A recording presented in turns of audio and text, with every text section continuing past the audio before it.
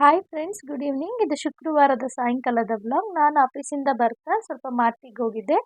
ಪೂಜಾ things ಮತ್ತು hand wash ಖಾಲಿ ಆಗಿತ್ತು, ತೊಗೊಂಡು ಬಂದೆ. ಹಾಗೆ ಇವತ್ತು ನಮ್ಮ ಆನೇಕಲ್ ಸಂತೆ ಆಗಿರೋದ್ರಿಂದ ಶುಕ್ರವಾರ ಸ್ವಲ್ಪ ವೆಜಿಟೇಬಲ್ಸ್ ಕೂಡ ತೊಗೊಂಡು ಬಂದೆ. ಇನ್ನು ಮನೆಗೆ ಬಂದು ಅದನ್ನೆಲ್ಲ ಎತ್ತಿಡ್ತಾ ಇದ್ದೀನಿ.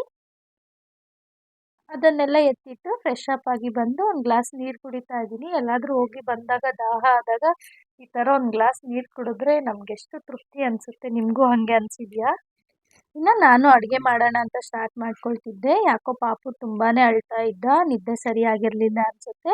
ಅವನಿಗೆ ಸಮಾಧಾನ ಮಾಡಿ ಹಂಗೆ ಆಟ ಆಡಿಸ್ತಾ ಸರಿ ತಿನ್ನಿಸ್ದೆ. ಅಷ್ಟರಲ್ಲಿ ತುಂಬಾ ಟೈಮ್ ಆಗೋಗಿತ್ತು. ಇವತ್ತು ಚಿಕನ್ ಕೈಮಾ ಮಾಡೋಣ ಅಂತ ಪ್ಲ್ಯಾನ್ ಮಾಡ್ಕೊಂಡಿದ್ದೆ, ಬಟ್ ತುಂಬ ಟೈಮ್ ಆಗೋಗಿತ್ತಲ್ಲ, ಅದಕ್ಕೆ ಬೇಗ ಆಗಲಿ ಅಂತ ಸಿಂಪಲ್ಲಾಗಿ ಪುದೀನ ಚಿಕನ್ ಮಾಡಿದ್ದೆ. ಒಂದು ಸಲ ನಾವು ಸಿಂಪಲ್ಲಾಗಿ ಏನಾದರೂ ಒಂದು ಮಾಡಿರ್ತೀವಿ, ಬಟ್ ತುಂಬಾ ಆಗಿರುತ್ತೆ ಅದು. ಅದ್ರ ಜೊತೆಗೆ ಒಂದು ಪಾಲಕ್ ಚಪಾತಿ ಮಾಡ್ಕೊಂಡಿದ್ವಿ. ಇದು ಇವತ್ತಿನ ವ್ಲಾಗ್ ಆಗಿತ್ತು.